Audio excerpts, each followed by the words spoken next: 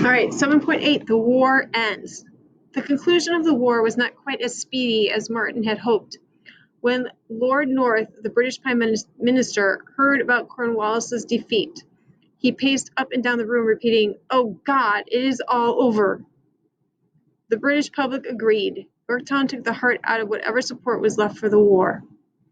But King George was not ready to give up. Even after Yorktown, he refused to consider surrendering. Months dragged by before he was finally forced to accept the reality of defeat.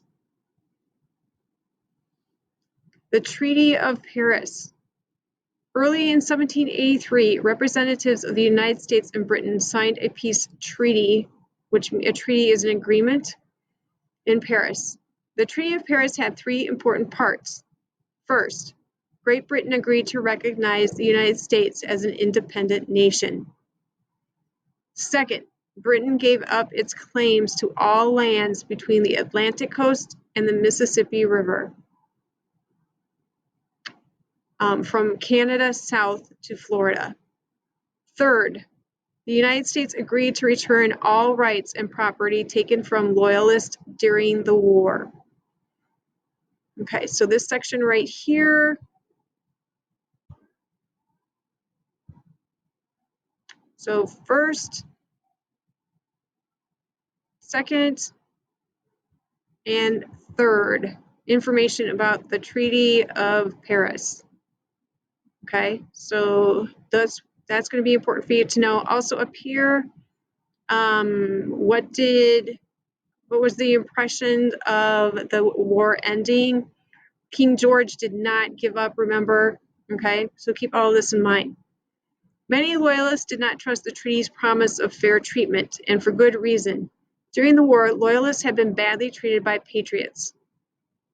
More than 80,000 black and white loyalists left the United States to settle in British Canada. The cost of freedom. For most Americans, the end of the war was a time for joy and celebration. They had won more than a great revolution. They had also gained the freedom to govern themselves and to create their own future. But liberty came at a high price. During the long conflict, at least 6,200 Americans were killed in combat.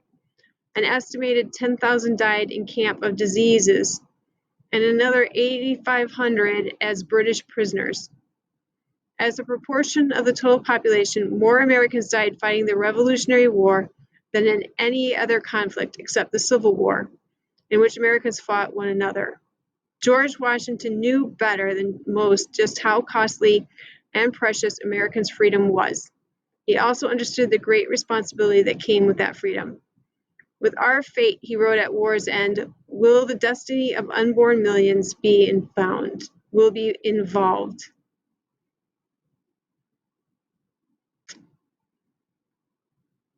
Let's see, so we're not going to go over that right now.